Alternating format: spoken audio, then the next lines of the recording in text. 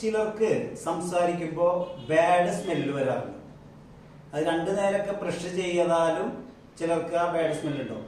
അപ്പൊ ബ്രഷ് ചെയ്യാത്തത് കൊണ്ട് ഉണ്ടാകുന്ന ബാഡ് സ്മെല്ലല്ല, നമ്മുടെ വയറിൽ എന്തെങ്കിലും പ്രശ്നം കൊണ്ട്, ദഹനക്കേട് കൊണ്ട്, അല്ലെങ്കിൽ അസിഡിറ്റി കൊണ്ടൊക്കെ ഇങ്ങനെ ബാഡ് സ്മെല്ല് ഉണ്ടാവാൻ സാധ്യതയുണ്ട്.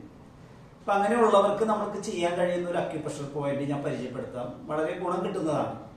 നമ്മുടെ കയ്യിൽ ഇതാണ് ഏരിയ. ഈ തമ്പിനും ഈ വിരലിനും നേരെയുള്ള ഈ പോയിന്റിൽ നമ്മൾ എന്ത് ചെയ്യുക, ഈ ഏരിയയിൽ ഇങ്ങനെ സ്റ്റിമുലേറ്റ് ചെയ്യുക, കുറച്ച് അമർത്തി ഇങ്ങനെ. ഇത് കൈകളിലും ചെയ്യുക. രാവിലെയും വൈകിട്ടും, അല്ലെങ്കിൽ ഉച്ചയ്ക്ക് ചെയ്താലും കുഴപ്പമില്ല, 3 നേരം ചെയ്താലും കുഴപ്പമില്ല. ഇത് നല്ല ഗുണം കിട്ടുന്നതാണ്. ഇതൊന്ന് പരീക്ഷിച്ച് നോക്ക്, വളരെ ഗുണം കിട്ടും. ഇവിടെ ചെയ്താൽ എങ്ങനെയാണ് ബാഡ് സ്മെല്ല് മാറുന്നത് എന്ന് ചിലപ്പോൾ ചിന്തിക്കുന്നുണ്ടാവും.